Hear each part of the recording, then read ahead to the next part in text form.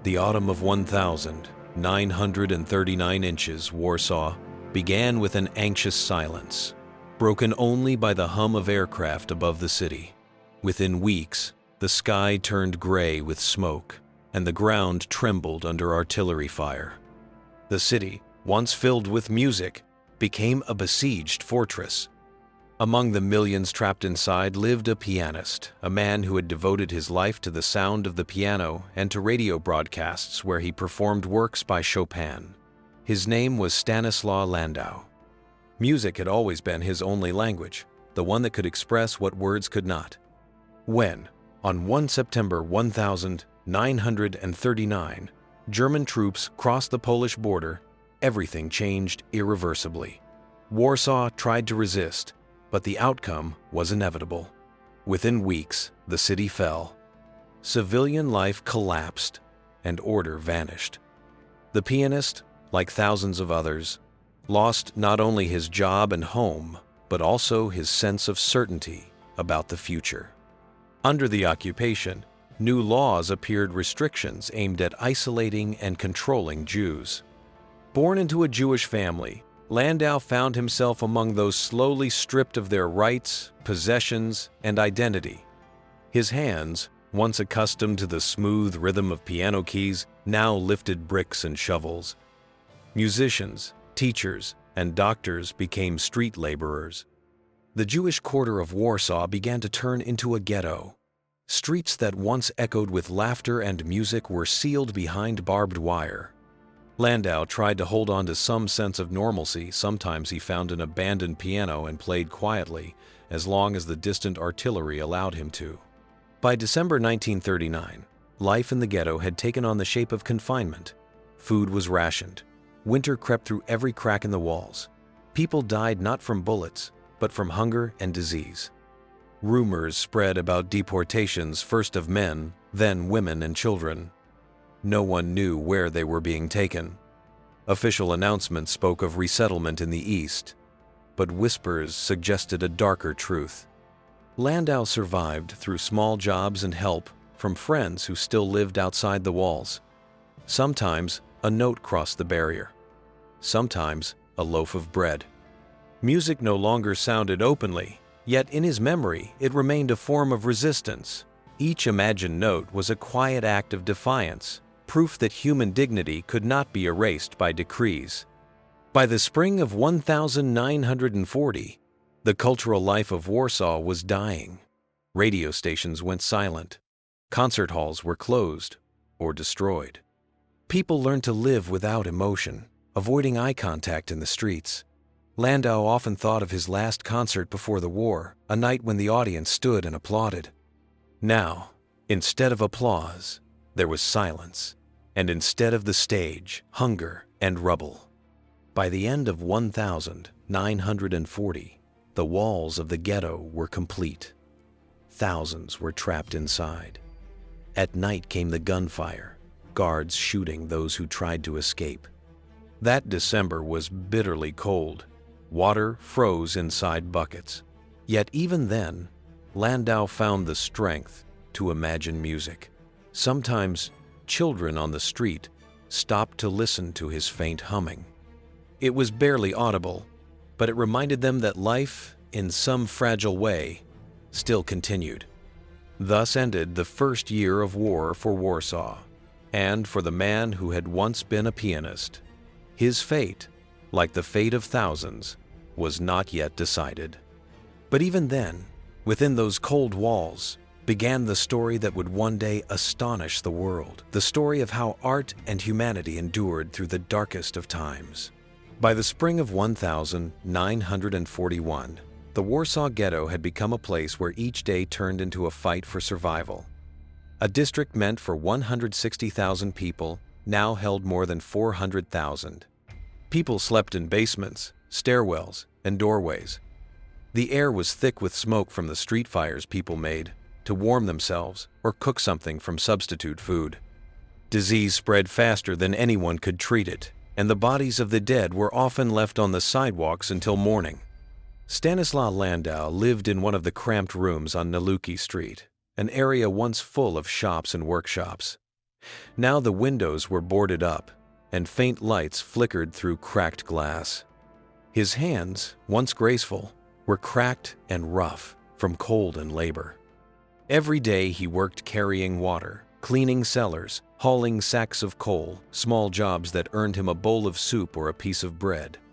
By summer 1941, it became clear that the occupiers were working toward total annihilation. New orders appeared: registration of property, movement restrictions, constant document inspections.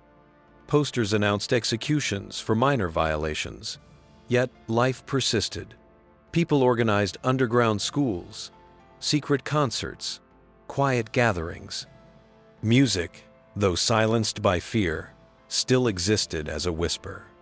One evening, Stanislaw found himself in the attic of a destroyed building where a small group of musicians gathered. There was an old piano, broken and missing several keys.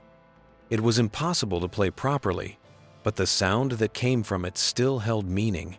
Those faint, trembling notes were reminders of the world beyond the walls. These moments became the only comfort for those who still remembered life before. By autumn 1941, things worsened. The first mass arrests began. Trains left daily, filled with people no one knew where they went. Officially, they were sent to work. Others whispered that the trains never returned. Fear became constant. People stopped looking at one another. Words turned dangerous. Stanislaw tried to remain invisible. He spoke little, moved cautiously, avoided crowds. A Polish woman, a former neighbor who still lived outside the ghetto, managed to send him small parcels through bribed guards: bread, potatoes, sometimes medicine.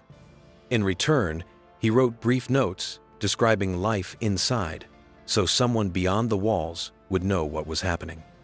The winter of 1941 was cruel. The water froze in wells, and fuel ran out.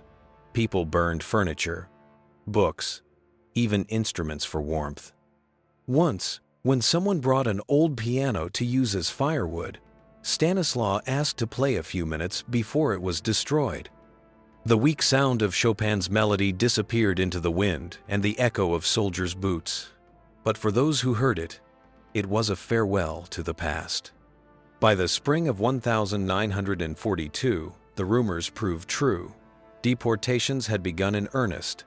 Columns of people were forced onto the square, then marched toward the railway station. Stanislaw's name appeared on one of the lists, but a coincidence saved him. A guard, to whom he had once helped obtain medicine, crossed his name off, claiming he was needed for unloading supplies. By that accident, the pianist remained in the ghetto, though almost everyone he knew was gone. By the summer of 1942, half the ghetto lay empty. Streets fell silent except for patrol boots echoing off the walls. Stanislaw lived in a house that once held 30 people. Now only 3 remained. He stopped counting the days. Each dawn was not a promise, but a test whether he would live to see another. The music was gone, but in his mind every note still existed, like proof that art could survive even where the human voice had fallen silent. By the autumn of 1942, the Warsaw Ghetto had almost ceased to exist as a place where life was possible. Most of its inhabitants had been deported or killed. The streets had become corridors of silence, occasionally crossed by patrols. Broken windows, burnt door frames, and traces of fire formed a new landscape of emptiness. Those who remained hid in basements and attics, avoiding any noise. Warsaw outside the ghetto continued to live, but within the walls, the world was dead. Stanislaw Landau had long stopped feeling fear. He existed by inertia, living in the half-collapsed warehouse where he had ended up after his last shelter was destroyed. His food was nearly gone, his clothes were worn out, and the freezing nights brought only despair. Time had lost meaning. One day bled into the next. Sometimes he heard footsteps in the street and froze, waiting for the sound of gunfire. A quiet voice inside told him that this could not go on much longer. In late October, A messenger still operating within the ghetto brought news. The area was to be cleared completely.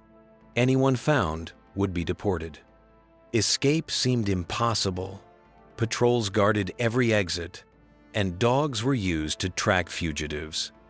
But Stanislaw remembered hearing, before the war, of an old sewer passage connecting the ruins of a warehouse to a district beyond the wall. It was a desperate plan, but it was all he had. On the night of 2 November 1942, he made his choice. Gathering a few things, a piece of bread, a worn jacket, and family photographs, he climbed through a hole in the floor into a narrow, foul-smelling shaft. The air was thick, damp, and heavy with rot. Water reached his knees. He moved slowly, his hands against the wall, afraid to make a sound. Above him, distant footsteps echoed. Somewhere, dogs barked. Every noise felt like a signal of death. The passage seemed endless. At times, he thought he had lost his way. Then, after what felt like hours, he saw a faint light. Pushing away the rusted grate, he emerged into the basement of a destroyed house outside the ghetto. He climbed up to the street, shivering. Warsaw beyond the walls looked no more alive than the ghetto itself. Ruins, smoke, and shattered shopfronts. The whole city seemed to share the same wound. Now he faced a different kind of danger. Life without papers. Any patrol could stop him, and the result would be the same as before. But fortune briefly favored him. A few of his former acquaintances, people who once heard his music, helped him. They found an abandoned apartment on the outskirts and left him there to hide. For months, Stanislaw lived in that cold, empty flat. He survived on scraps, bits of food left behind. Snow melted for water. He listened to the sounds of a city locked in silent war, the occasional truck, the whisper of wind through ruined buildings. By December 1942, the German authorities tightened their control of the city. Rumors of Jewish resistance spread even to those in hiding. Stanislaw no longer believed in salvation, but survival itself became his quiet rebellion. He no longer played, yet music lived within him as the one unbroken part of his soul, proof that even buried in darkness, he remained himself. The spring of 1943 brought a new sound to Warsaw. Not music, nor the measured march of soldiers, but the constant roar of battle. In mid-April, flames rose from the ruins of the Jewish quarter. Those who had survived deportations and roundups had risen in revolt. It was an act born of despair, a final attempt by people who had lost everything to reclaim a fragment of dignity. They had little food, almost no weapons, but they chose to die fighting rather than be led away again. Stanislaw Landau watched from afar. He was hiding in an attic of a half-destroyed house on Krokmalna Street. From there, he could see the smoke curling above the rooftops. By night, the sky glowed orange. He heard the muffled echo of gunfire, the dull thud of explosions. Warsaw, divided by walls and fear, was watching the death of its own heart. He knew that inside those walls were the last free people of the ghetto.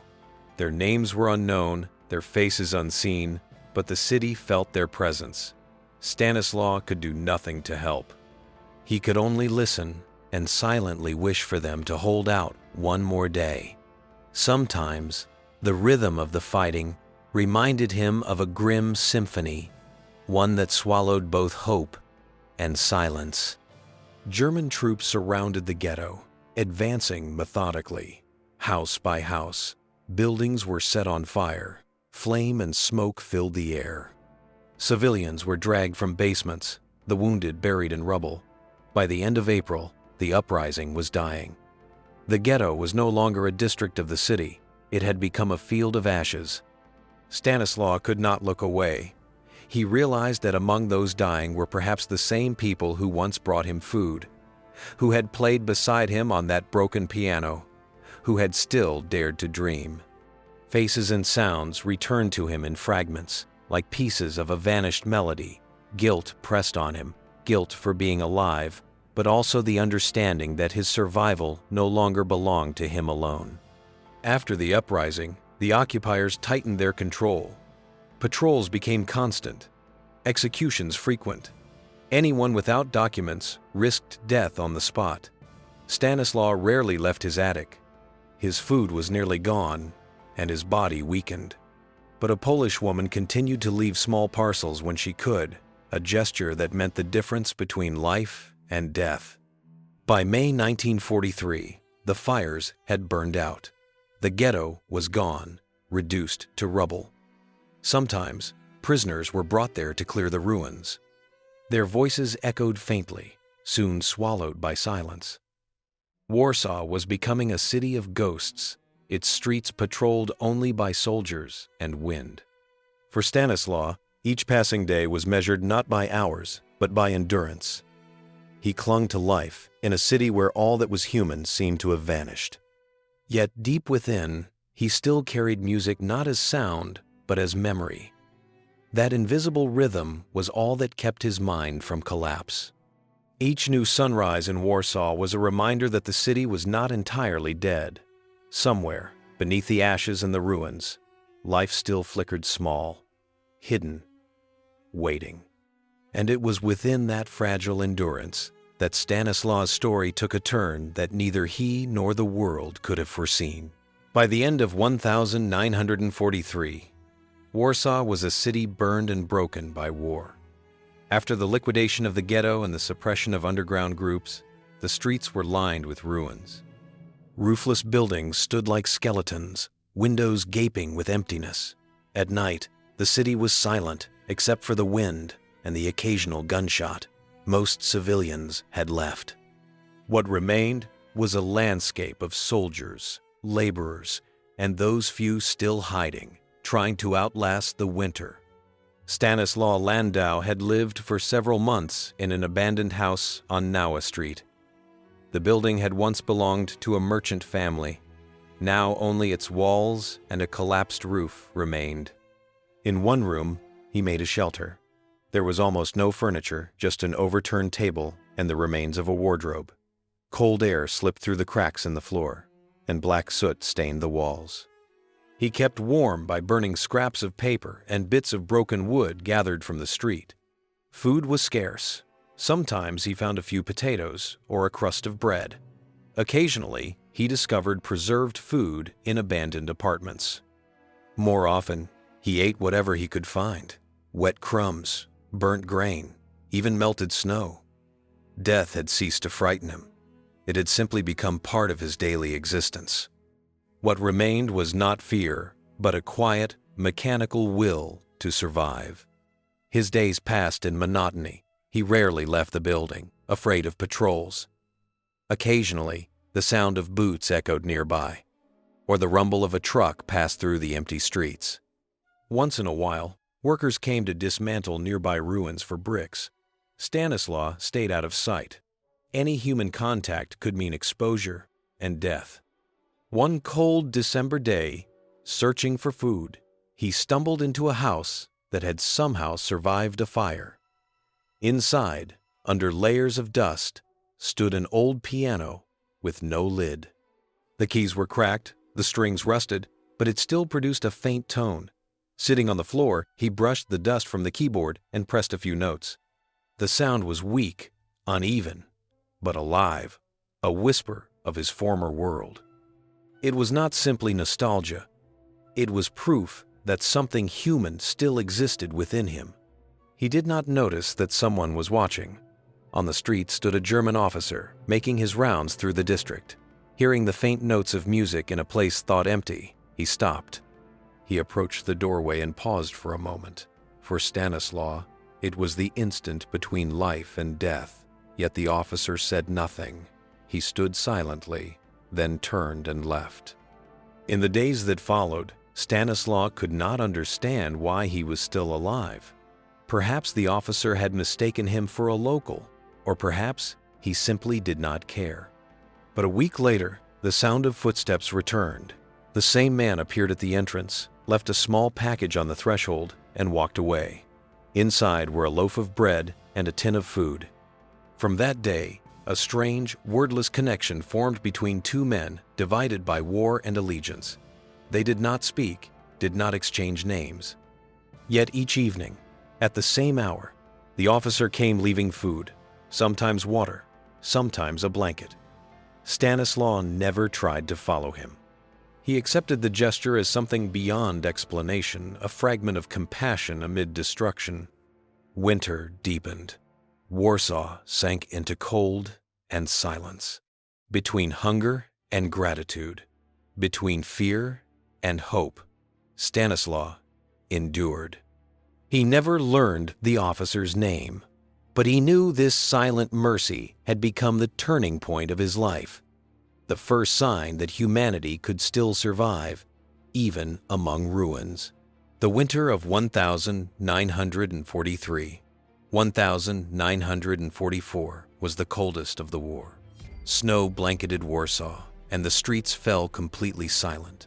The ruins turned white, hiding the scars of fire beneath layers of ice. The air was motionless, heavy, filled only with the occasional echo of distant artillery far beyond the city.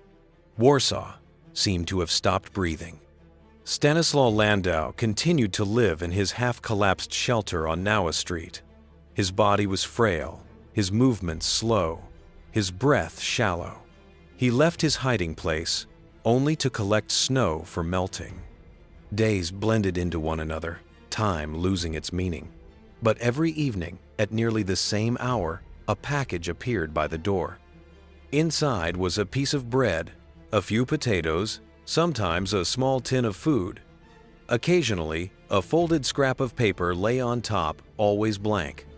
The officer who brought these offerings acted with precision and caution. He never stayed longer than a few seconds. His footsteps were steady, measured the rhythm of habit or duty.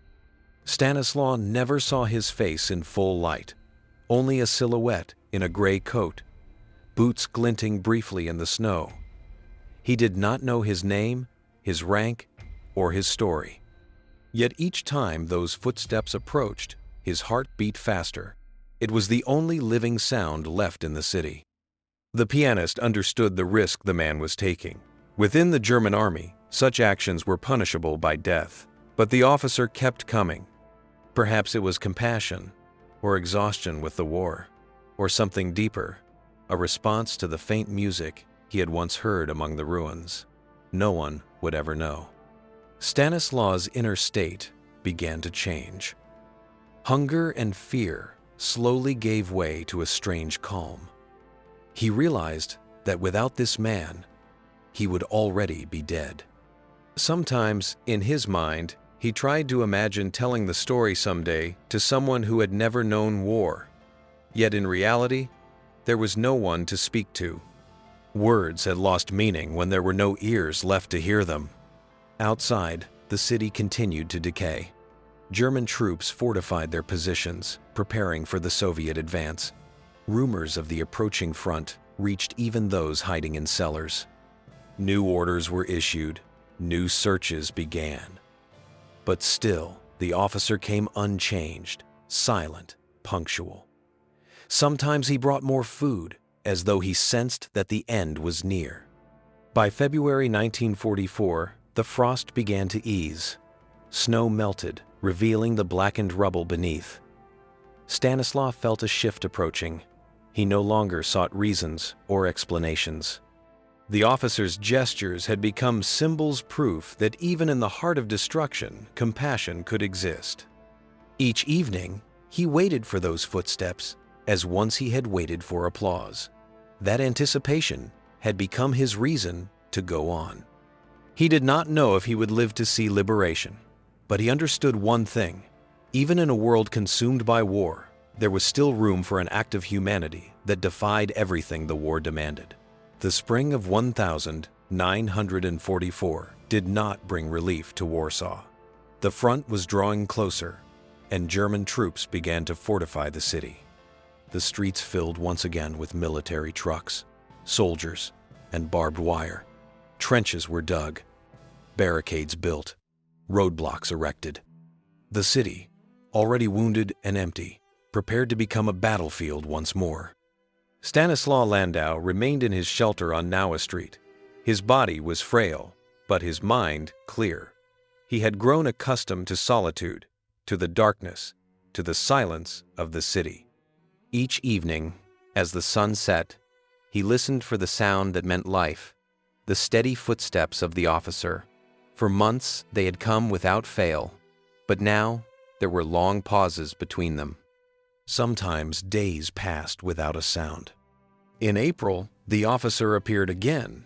This time, he left not only food, but a worn military coat. Its condition suggested it was no longer fit for duty. Stanislaw took it as a sign. Perhaps the man who had helped him was preparing to leave the city.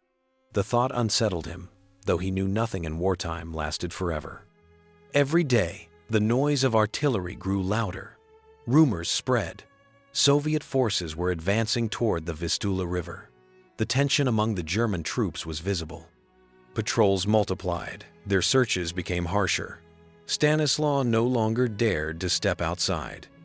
In early June, the footsteps stopped. One evening passed, then another. A week, then two. The last package of food was gone, and still there was no sound outside the door. The silence was heavier than hunger. Stanislaw waited, convincing himself the officer might return, perhaps reassigned, perhaps wounded. But with each passing day, hope thinned like air in a sealed room. By July, the city was changing again. The distant roar of battle grew nearer. German discipline began to crumble. On the streets lay empty crates, abandoned weapons, the scattered remains of an army in retreat. In the basements, whispers spread. People spoke of resistance, of an uprising being prepared. The city was holding its breath. Stanislaw's strength faded. Hunger returned with new cruelty. His body was light, his steps unsteady. Sometimes he fainted, waking hours later in the same dark corner. In those moments between sleep and waking, he thought of the man who had once brought him bread and silence. He did not know if he still lived, or had died on the front, or disappeared among the nameless. Yet the thought of him had become a symbol proof that mercy could exist, even when the world itself had turned merciless. By midsummer, Soviet forces were said to be at the gates. On the far side of the river, artillery flashes lit the night. But the Germans still held the city. Stanislaw understood that another storm was coming, and that Warsaw would once again be consumed. He could barely walk, but he refused to surrender to despair. If he could survive just a little longer, perhaps he would see the end. Sometimes, when the wind blew through the broken streets, he imagined faint music as though someone, somewhere, was playing a piano. That imagined melody gave him strength. He no longer expected miracles, yet each evening he still listened for footsteps. The silence that answered had become part of him. But within that silence lived the memory of a man who had chosen compassion over duty. It was that memory, more than food or warmth, that kept him alive through the final days of a dying city. January 1945 marked both an end and a beginning for Warsaw. The city lay in ruins, burned, frozen, and lifeless, but above it there were no longer German planes. After the retreat of the Wehrmacht, Soviet troops entered the capital. The streets that had once echoed with gunfire were now still. Beneath the snow lay the remnants of war, empty helmets, torn uniforms, charred papers. Warsaw breathed weakly, like a body that had survived a long coma. Stanislaw Landau did not immediately realize that it was over. For several days, he remained in his shelter, too weak to move, unsure whether the silence outside meant safety or death. His body was emaciated, his sight dimmed. The absence of sound felt unnatural. No marching boots, no shouting, no explosions. Only the wind moved through the ruins. Finally, he understood that if he did not leave now, he never would. He stepped outside, supporting himself against the wall. Snow crunched beneath his feet. Where entire neighborhoods had once stood, there were only open spaces, blackened chimneys, shattered bricks, and pits filled with ice. A faint haze hung above the ruins. The city that had been his home no longer existed. Stanislaw walked slowly, avoiding the destruction, as if afraid to disturb the dead. Every street held a memory. Here had been his apartment. There, the radio station where he played Chopin for the last time. Now everything was gone. Only his memory preserved the outlines of the vanished world. On one street, he met soldiers in unfamiliar uniforms. They did not stop him. One of them tossed him a piece of bread, which he caught and pressed against his chest. That simple act meant more than words. It was proof that fear had ended. A few days later, he was taken to a temporary relief station for survivors. The medics recorded his name, age, and condition. He could barely speak. His hands, once strong and precise, now trembled constantly. Yet the doctor examining him noted something unusual, a clarity in his eyes, as if he saw beyond the devastation. Over the following weeks, his strength began to return. In February, he was moved to a building housing evacuees. There, in one of the rooms, stood an old piano, dusty, warped, and badly out of tune. When he first touched the keys, the sound was faint and hollow, but alive. He played slowly, carefully, rediscovering each note as if relearning how to live. People nearby stopped to listen. For the first time in many months, music echoed through Warsaw again. Stanislaw never found out what became of the German officer who had saved him. He tried to trace the military units stationed in the city in 1943 and 1944, but no name matched. Perhaps the man had died during the retreat, or been captured, or simply vanished into the endless records of war. All that remained was the memory of his quiet mercy. Months passed, and Warsaw began to breathe again. Survivors returned. Walls were rebuilt, streets renamed. Yet for Stanislaw, the city would forever remain a place of ghosts. He played in small halls, performing the same music he had played before the war. The audience listened in silence, aware that every note carried the weight of those who could no longer hear it. In his heart, he kept the image of the man who had once chosen not to kill. He did not seek reasons or embellishments. For him, it was proof that even in the depths of ruin, humanity could still exist. In the spring of 1945, as the city slowly came back to life, Stanislaw played a quiet melody. It belonged to no composer. It was born among the ruins, the music of a man who, starving and alone, once heard the footsteps of his enemy and received, instead of death, a loaf of bread. The world was stunned when this story became known.